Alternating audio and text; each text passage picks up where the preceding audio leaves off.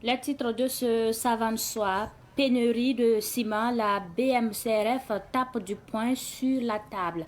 La brigade mobile de contrôle économique et de la répression des fraudes a lancé une vaste opération de contrôle sur le marché pour constater l'ampleur de la pénurie de ciment, disponibilité réelle du produit, respect des prix réglementés, pratiques commerciales. Les agents ont passé au peigne fin plusieurs points de vente, on en parle dans ce journal. Autonomisation des femmes, l'agriculture au cœur des actions en ce mois dédié à la femme. En ce mois consacré à la femme, la présidence du FASO renforce son engagement en faveur de l'autonomisation féminine à travers le développement de l'agriculture dans plusieurs régions du pays, dont le Liptako et le Yadga. Des actions qui visent à faciliter l'accès des femmes à des infrastructures modernes et adaptées afin de consolider leur rôle dans la production agricole et la sécurité alimentaire nationale. La remise des périmètres maraîchers aménagés, notamment à Dori et à Waiguia, au profit des femmes, à suivre dans cette édition. Ce sont les principaux titres de cette édition. Mesdames et messieurs, bonsoir. Ravi de vous retrouver pour le point de l'actualité sur Savane TV. Bienvenue à tous. Je vous l'annonçais en titre, la BMCRF en première ligne face à la pénurie de ciment pour protéger les consommateurs. Hier, la brigade mobile de contrôle économique et de la répression des fraudes a mené une vaste opération de contrôle sur le marché afin de constater l'ampleur de la pénurie de ciment, matériaux essentiels pour les constructions.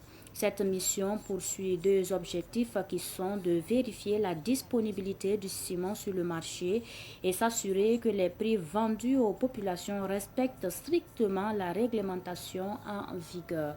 La BMCRF invite les usines productrices à intensifier leurs efforts afin de garantir un approvisionnement régulier et permettre la poursuite des travaux de construction.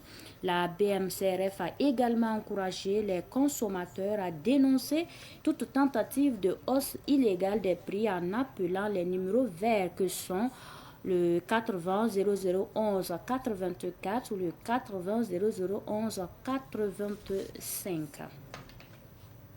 Pour la suite, la LONABé, la Loterie nationale burkinabé, a procédé à la remise officielle de deux gains d'une valeur de 97 millions de francs CFA à deux parieurs du PMUB.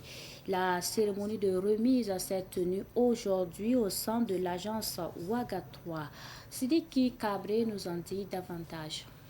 Avec une mise de 1200 francs CFA pour Bertrand Ilboudo et une combinaison de 16 800 francs pour Mahamadi Kafando, les deux lauréats remportent respectivement les chèques de plus de 32 millions et 65 millions de francs CFA, accompagnés de divers gadgets. Les bénéficiaires n'ont pas caché leur satisfaction, voyant désormais la concrétisation de leur projet, tout en encourageant la communauté des parieurs à la persévérance. Chance, voilà, chacun peut essayer, sachant pouvoir. Bon, on espère qu'il y aura des gagnants après nous et qu'on espère encore gagner d'autres lots aussi à l'avenir. Nous avons déjà engagé des projets, voilà, avant même le gain, donc on espère continuer dans ce sens et, voilà, et créer des emplois. Je remercie la LONABé. Bon, c'est une image joie pour moi de recevoir un chèque de 32 millions. Un matin, en partant au service, je me suis arrêté. J'ai fait une mise de 1200. Avec la change, ça m'a souri au 4 plus 1 du mercredi 18. J'ai la mémoire fort avec l'ordre que j'ai eu, et vous-même vous venez même de constater. Pour les premiers responsables de la LONABé, cette remise officielle traduit une volonté manifeste de l'institution d'inscrire son action dans la transparence. Elle se veut également un témoignage d'encouragement à l'endroit des gagnants afin qu'ils fassent un usage judicieux de leurs ressources nouvellement acquises.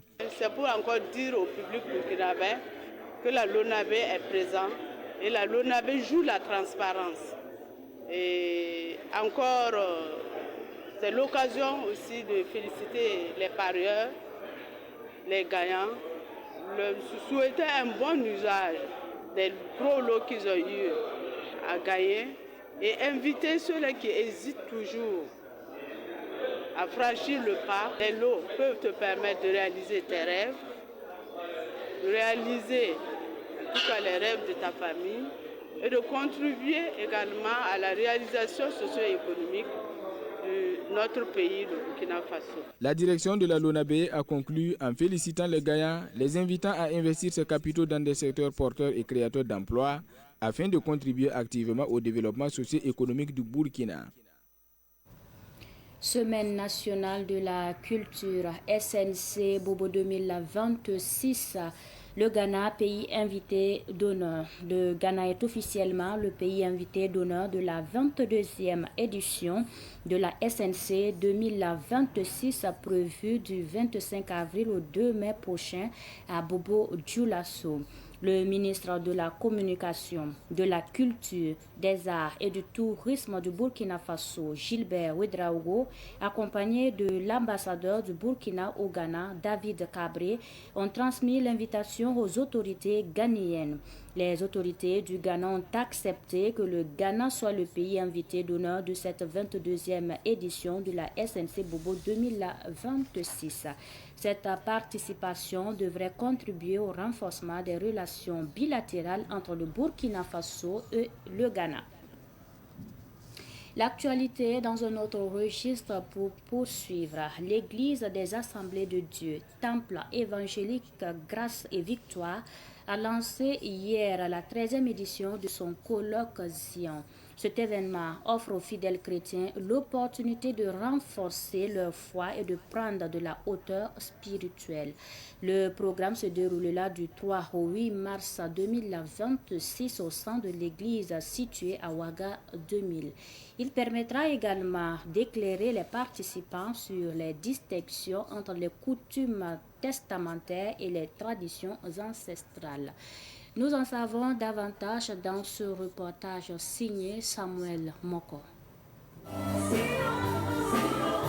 Les coutumes vétérotestamentaires et les pratiques ancestrales africaines, contraste et continuum, est le thème retenu par l'Église des Assemblées de Dieu, Temple évangélique, Grâce et Victoire, pour la 13e édition de son colloque annuel Sion. Selon le pasteur principal de l'Église AD Temple évangélique, Grâce et Victoire, Sion est une montagne, mais surtout une invite à prendre de la hauteur pour voir Dieu et de trouver des réponses aux différentes préoccupations. Les différences existantes entre les coutumes testamentaires et ancestrales sont au programme de ce Sion 2026 qui se déroule du 3 au 8 mars.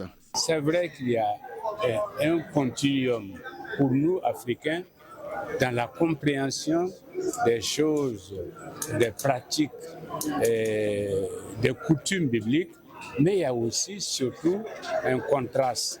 Donc, nous voulons réfléchir ensemble et dégager des points communs et des choses à retenir afin d'aider l'Église, d'aider les jeunes qui sont confrontés à pas mal d'agressions sur ce plan-là. Pendant 3 jours, de 8h à midi, on va donc suivre les enseignements sur le colloque et l'après-midi, il y aura un temps de prière pour les malades et le soir, nous allons nous retrouver pour entendre la parole de Dieu encore et surtout des séances d'édification des chrétiens. Le parrain de Sion 2026, le PDG du groupe Jabamia, lance un appel à tous à prendre part à ce programme. Il affirme qu'au-delà des enseignements, il y a aussi des formations. Jabamia veut dire Dieu qui produit toutes choses.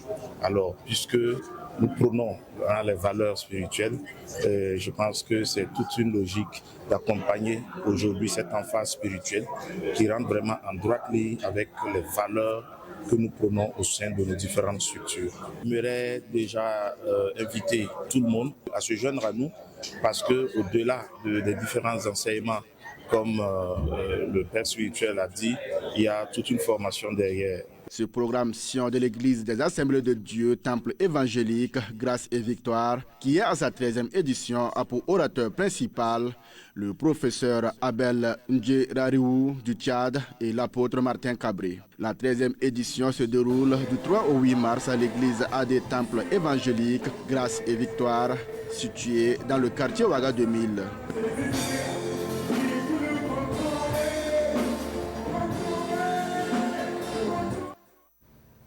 Nous parlons à présent de rupture collective. Le siège du groupe SODEM a abrité lundi dernier la rupture collective de jeunes de l'Association des ressortissants du Nord pour le développement économique et social, en abrégé ADES Nord de la section Grand Ouest. Cette cérémonie 5e du genre était placée sous le signe du partage, de spiritualité et de l'unité nationale. Elle a rassemblé membres, sympathisants et autorités régionales autour d'un repas communautaire. Nongaseda Thomas Sondo de Savane Média Ouest. Symbole de solidarité et d'unité, cette rupture collective des jeunes a permis aux participants venus nombreux de partager un moment de convivialité et d'exprimer leur espoir pour un avenir pacifique. Si vous voyez que nous, on a ici aujourd'hui pour faire cette rupture-là, c'est qu'il y a les gens qui sont en brousse, qui sont en train de travailler. Donc le but de CRC, c'est la paix pour les Faso. Depuis sa création en 2022, l'ADS Nord continue de jouer un rôle crucial dans la promotion du développement et de la cohésion sociale, démontrant ainsi que la force d'une communauté réside dans sa capacité à rassembler pour un bien commun.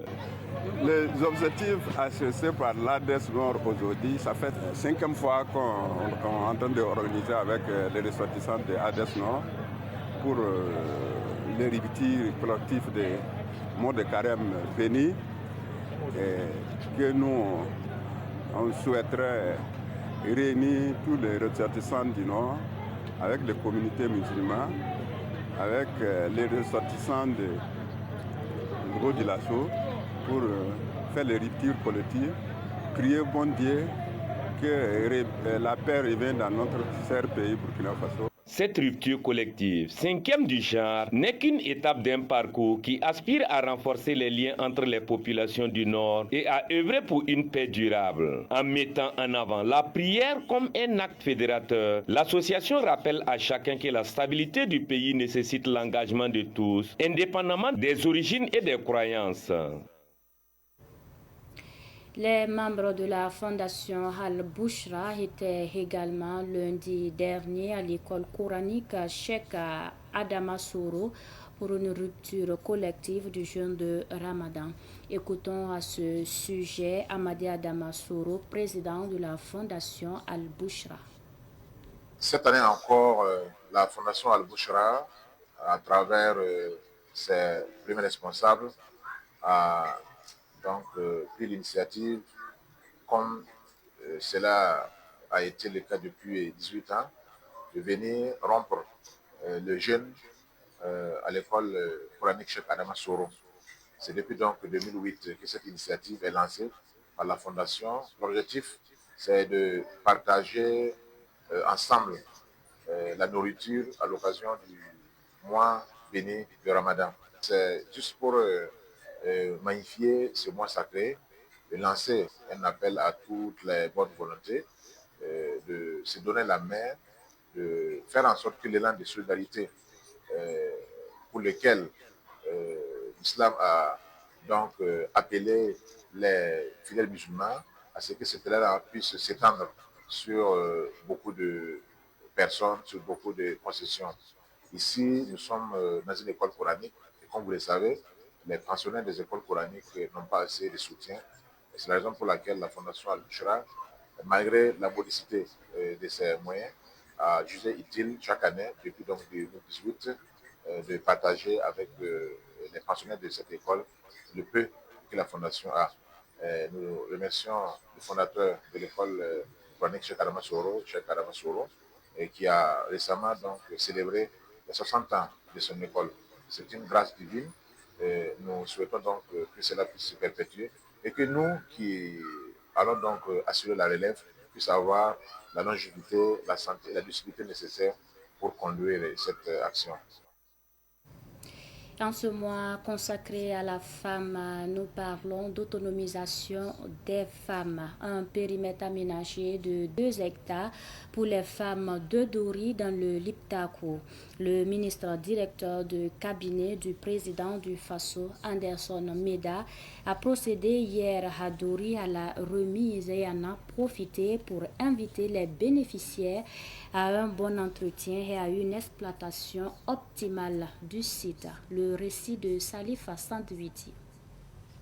Selon le ministre directeur de cabinet, ce site a été aménagé au profit des femmes sur instruction du président du FASO, le capitaine Ibrahim Traoré.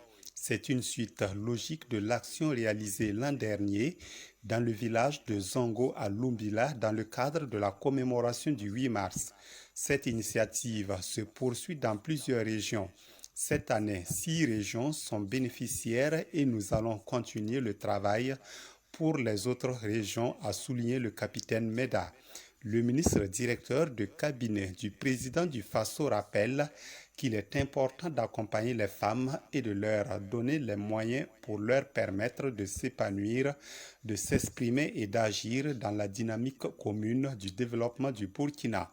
Le gouverneur de la région du Liptako, Abdul Karim Zongo, a exprimé sa reconnaissance au président du FASO pour, dit-il, ce cadeau aux femmes de Dori.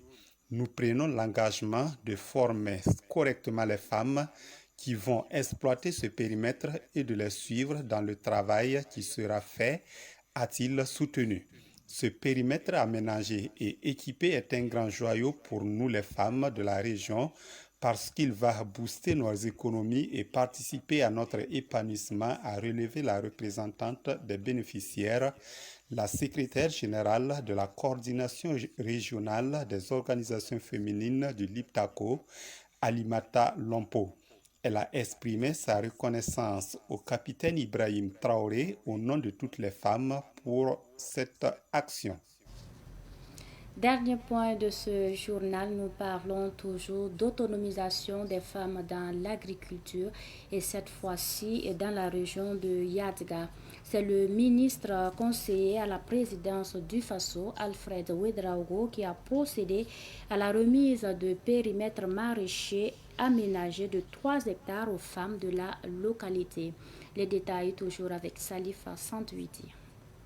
À Pouedgo, dans la région de Yadga, les femmes ont maintenant un périmètre maraîcher. Ce périmètre est équipé de forages à haut débit d'un château de 10 mètres cubes avec 15 bassins de retenue d'eau. Ce site fait partie de l'initiative du président du FASO, chef de l'État, le capitaine Ibrahim Traoré, de doter les femmes de périmètres aménagés dans plusieurs localités du pays, a expliqué le ministre conseiller spécial du président du FASO, Gaëtan Alfred Nwentpanga Ouedraogo. Nous venons de procéder à la remise des périmètres irrigués aux bénéficiaires de la province du Yadga. Il faut dire que la réalisation de ces périmètres irrigués s'inscrit dans la vision même du président du FASO de faire en sorte que l'autonomisation de la femme soit une réalité. Parce que quand on sait que l'autonomisation de la femme peut avoir un impact réel sur l'économie locale, voire l'économie nationale, nous sommes convaincus que de telles actions viendront renforcer justement la capacité même des femmes à mener des activités génératrices de revenus. Justement, ces périmètres s'inscrivent dans cette vision du chef de l'État de faire en sorte que la femme burkinabé soit de mieux en mieux émancipée. Nous savons tous que quand les femmes sont autonomes financièrement, elles sont épanouies, et quand les femmes sont épanouies, c'est toute la nation qui en bénéficie. Donc pour les plus hautes autorités, ces périmètres-là doivent vraiment servir de tremplin pour toutes les femmes de la région. Alors c'est l'occasion pour elles, en tout cas, d'en faire bon usage et de se mettre au travail dès aujourd'hui. Les bénéficiaires ont affirmé que la corvée d'eau pour arroser les planches relève du passé. C'est l'essentiel de ce savant soir. Merci de nous avoir suivis. Bonsoir.